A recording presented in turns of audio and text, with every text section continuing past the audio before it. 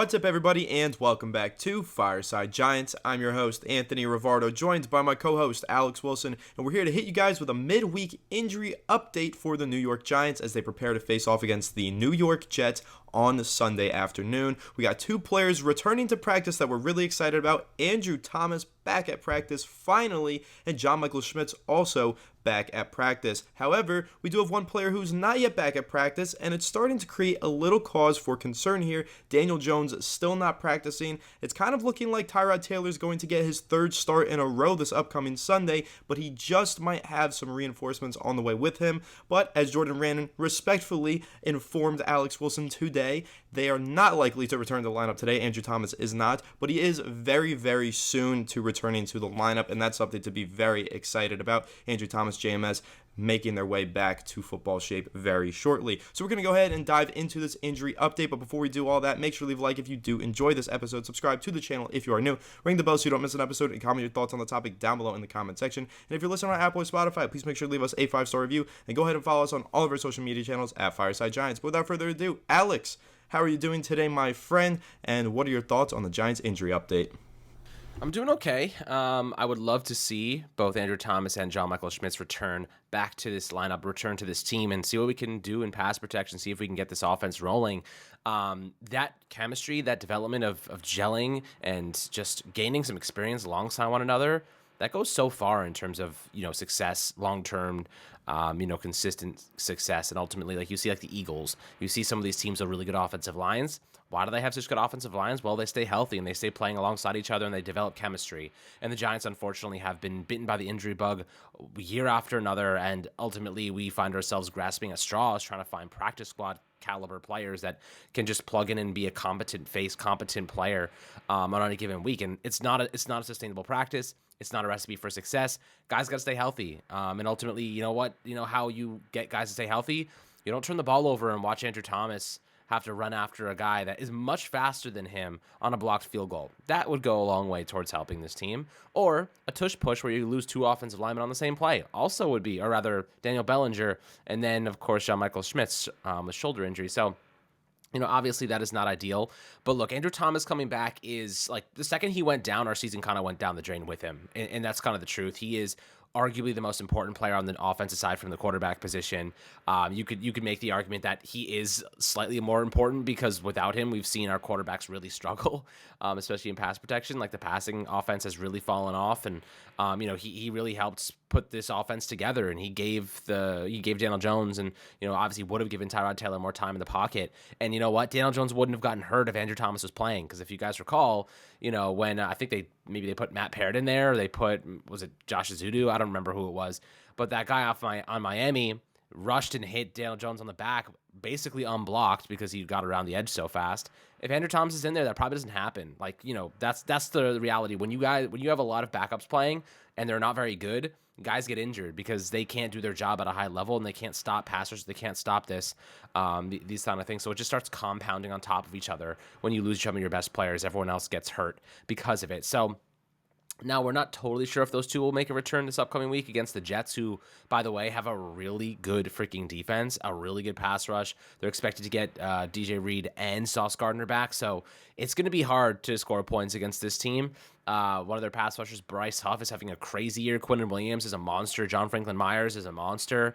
They still have Jermaine Johnson and Carl Law. They have a really good team. And Will McDonald, who's a rookie. Like, there's a lot of talent on that club, on that defensive side. And you know what? The Giants just don't have the offensive line to stop them unless they get these guys back. So what do you think the importance is here? I don't think Daniel Jones is going to play this week. I don't think, if he doesn't practice at all, and he hasn't even been cleared for contact yet, he's probably not going to get cleared until maybe Friday. And at that point, you're probably not utilizing him because, he's missed a whole week of game planning. So you're probably rolling with Tyrod, giving him that extra week just to kind of get back into full health. And the Giants have played well the last 2 weeks. Why not? Why, try to mess up with what's not broken? Let's see if they can compound on last week's win. And then, Daniel Jones can take over with things going in the right direction instead of having to go up against a Jets defense that may get him hurt again. You just don't want to risk it. So, what are your thoughts on that? Getting Andrew Thomas back, what does this mean for Tyrod Taylor, Saquon Barkley, and ultimately this offense in general? Yeah, I mean, getting Andrew Thomas back is everything. I think we realized once he exited the lineup that we can't overstate Andrew Thomas's importance to this football team. I mean, you could really argue that he is the MVP because once he got injured, the whole season got derailed. He was a second team All-Pro last season for a reason. Not only was he phenomenal in pass protection, he was also phenomenal as a run blocker. So Andrew Thomas really does it all for this Giants offense. If you remember, Alex, at the end of last season, we were talking about Andrew Thomas's impact looking at some of the film, and we were noticing that the Giants were not only relying on him in pass protection, but calling play design specifically centered around having Andrew Thomas as the lead blocker, and it led to some really big plays for the Giants offense. I remember in particular that long touchdown run from Daniel Jones against the Indianapolis Colts when the Giants clinched their playoff berth. They were basically calling plays for Andrew Thomas to make the play and spring guys open. So they run their offense through their offensive tackle, which is a very unique thing. But without Andrew Thomas in the playbook, it's been really difficult for the Giants to maintain any type of consistency on the offensive side of the ball all season long. Now, over the past couple of weeks, we've seen an uptick. We've seen better football from the offense, but I don't want to oversell it. Tyrod Taylor, I think he's looked great, but he hasn't looked elite by any means. The Giants offense only scored 14 points last week and 9 the week before. So it's not like the offense has been lighting it up because Daniel Jones is out of lineup and Tyrod Taylor is in. They've been playing better football, and Tyrod Taylor deserves a lot of credit. But once you get Andrew Thomas back in there, and hopefully once you get Daniel Jones back in there as well, you should see an even larger uptick in productivity from the New York Giants offense. So Andrew Thomas, like I said, the importance can't be stated or overstated just because he does so much in pass protection. I mean, when you're looking at the way that the Giants' blind side for both of these quarterbacks has just been vulnerable game in, game out, snap in, snap out, it's been really concerning to see. You look back to that Miami game, Daniel Jones gets hit in the back, gets that whiplash that's kept him out of the last 2 games, and you can make a very strong case that if Andrew Thomas were in the lineup, that never happens. Now, I'm not completely blaming Josh Azidu. He's in a bad position, and I think that he performed admirably trying his best out there when he wasn't really prepared to play that position. So I give credit to Josh Azidu for really putting in a great effort,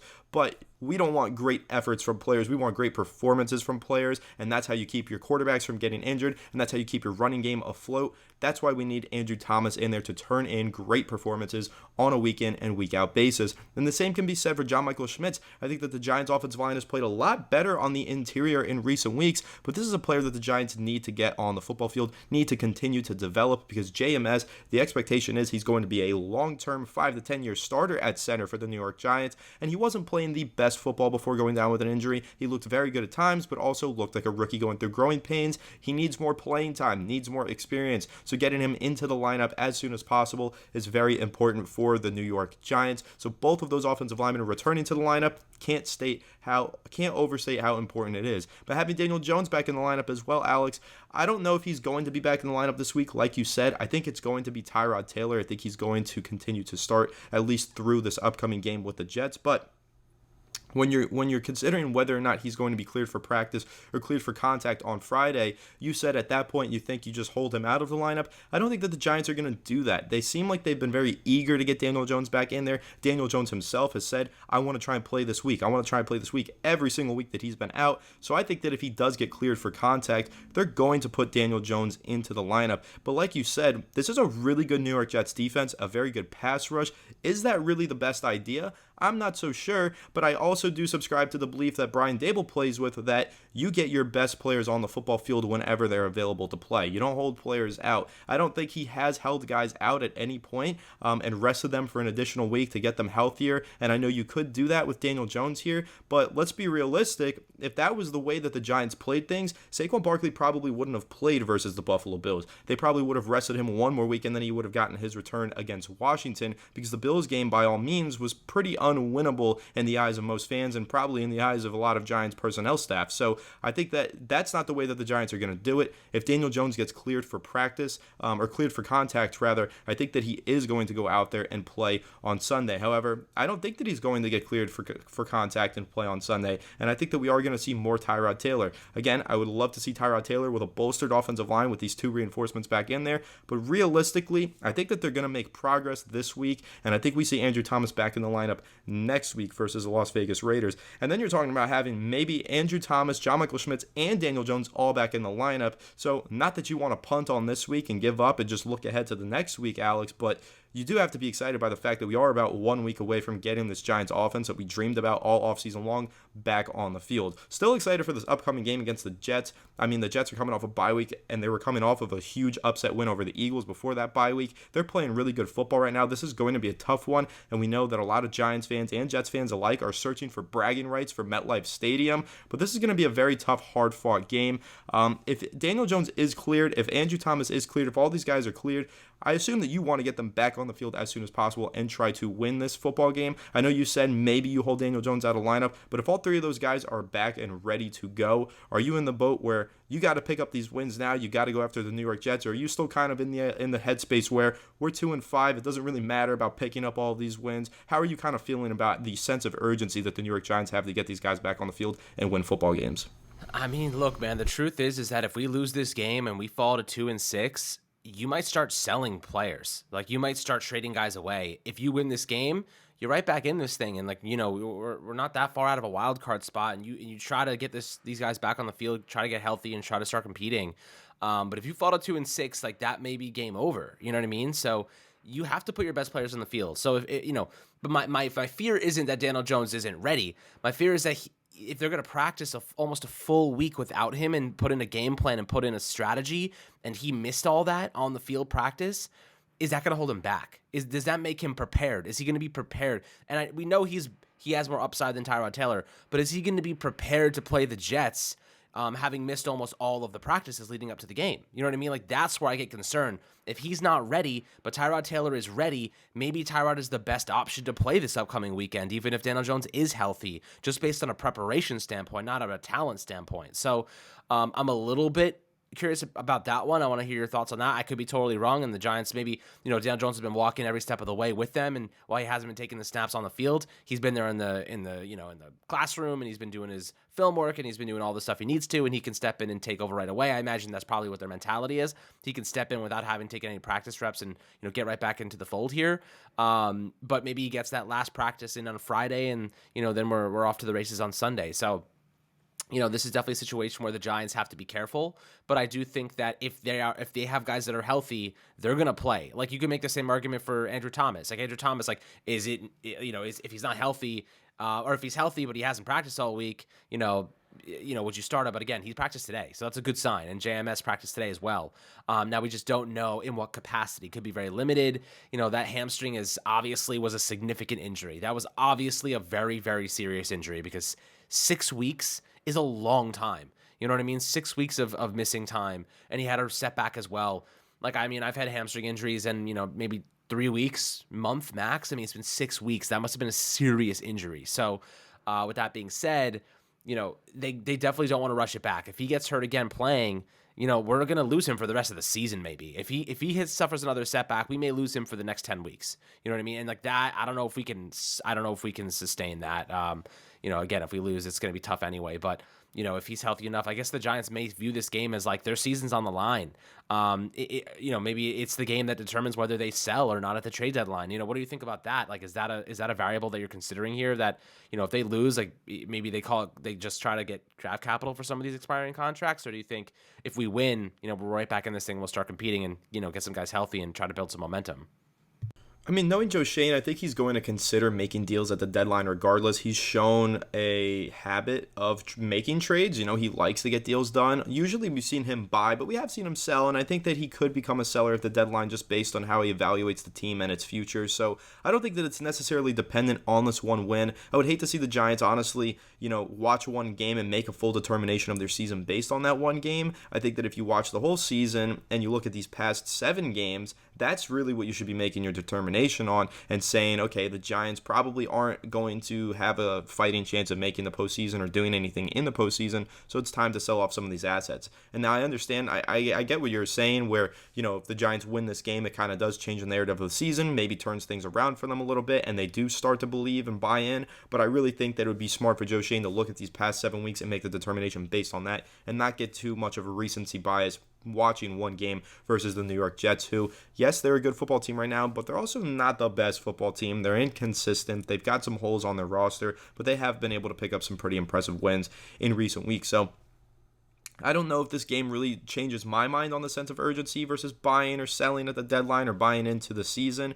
But I do think, when you're looking at it, some of these players who are on the potential trade block and are rumored to be traded, no matter what happens this week, I think that if a deal comes and Joe Schoen thinks it's a fair offer, he's just going to go ahead and take it regardless, because that's the right thing to do. Not only are the Giants trying to win now, but like Joe Schoen said, he believes in winning and rebuilding. I know Dave Gettleman said that years ago, and it didn't work for him. Before the Giants last season, they said it was a rebuild year, but they were going to try and win as many games as possible. They made it to the postseason, and we're still rebuilding this team. This team is far from a finished product. We knew that going into the season, Alex. We thought that they would take steps forward, but still thought they'd only win like a maximum of 10 games, right? We didn't think that this was going to be a Super Bowl contender. We thought this was a team that should be contending for the postseason once again. So Joe Schoen, I think that he knows where this roster's at. He knows that he's still rebuilding it, and I don't think that he's going to just completely buy in if the Giants beat the New York Jets and say, F it, we're going for the playoffs. I think that he's going to take a very careful approach here. And let's be realistic, even if the Giants win this game, they're 3-5. And even if they beat Las Vegas, they're 4-5. But then look at that upcoming schedule. You still got Philly on there twice. You still have two other divisional games versus Washington and versus Dallas. It's not an easy schedule for the New York Giants, regardless of them going through this easy stretch and picking up a few wins on the column, or in the W column. So it's going to be interesting to see how the Giants respond to whether or not they win or lose and what they do at the trade deadline. But right now, I think that the most important thing that the New York Giants are focused on is getting healthy and continuing to build on some recent success and seeing if some of these guys coming back into the lineup can make that big impact. We saw the impact that Saquon Barkley made when he came back into the lineup, and I know that the Giants are hoping for a similar impact from guys like Andrew Thomas, Daniel Jones, and John Michael Schmitz. So hopefully they do get healthy and they are ready to play. But if not, I'm still pretty confident in Tyrod Taylor and what he can do with this offense. And I do like what the Giants are cooking right now over the past couple weeks. And I think that this should be a competitive game on Sunday afternoon, regardless of whether or not we get those reinforcements back on the field. Not saying that the Jets are a bad team, but I do think that this is a game that the Giants could potentially win, and it should be an exciting MetLife Bowl Sunday afternoon matchup. But that pretty much wraps this one up. Make sure to leave a like if you did enjoy this episode. Subscribe to the channel if you are new. Ring the bell so you don't miss an episode, and comment your thoughts on the topic down below in the comment section. If you're listening on Apple or Spotify, please make sure to leave us a 5-star review, and go ahead and follow us on all of our social media channels at Fireside Giants. But without further ado, we will catch you all in the next one. Have a good one, and let's go Giants.